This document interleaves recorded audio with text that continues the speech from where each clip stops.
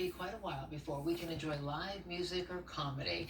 The National Independent Venue Association estimates about 90% of stages are at risk of closing. 90%.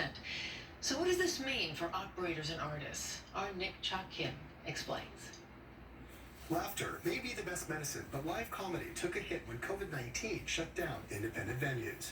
I'm Nick Chakim in Westlake, where Dynasty Typewriter has been closed for 4 months. Venues won't be allowed to invite guests until stage 4 of the reopening, which has severely impacted the feasibility of independent spaces as well as performers. Comedian Felicia Folks was on tour in San Francisco when all non-essential businesses was ordered to shut down.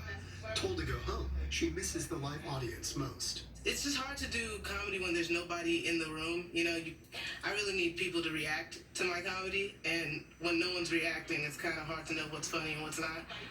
But I guess that's funny too, so. From the South Bay, Felicia decided to become a stand-up after searching on the internet for cool jobs.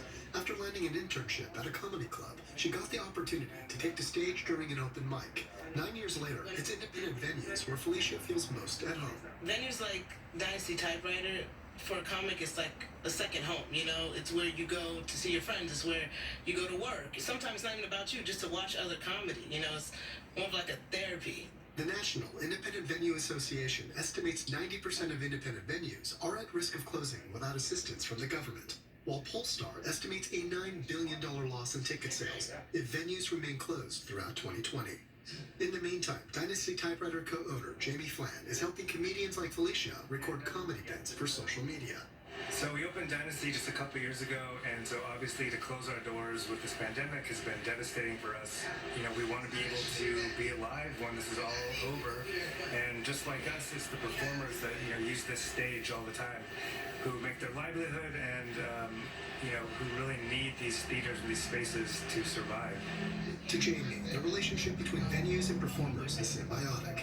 He says 80% of their revenue comes from comedy, while the rest comes from film screenings and live podcasting.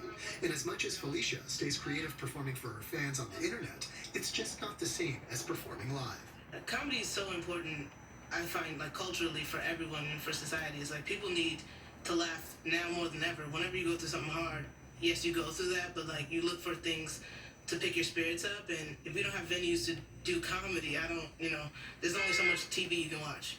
Like they say, a good laugh heals a lot of hurt.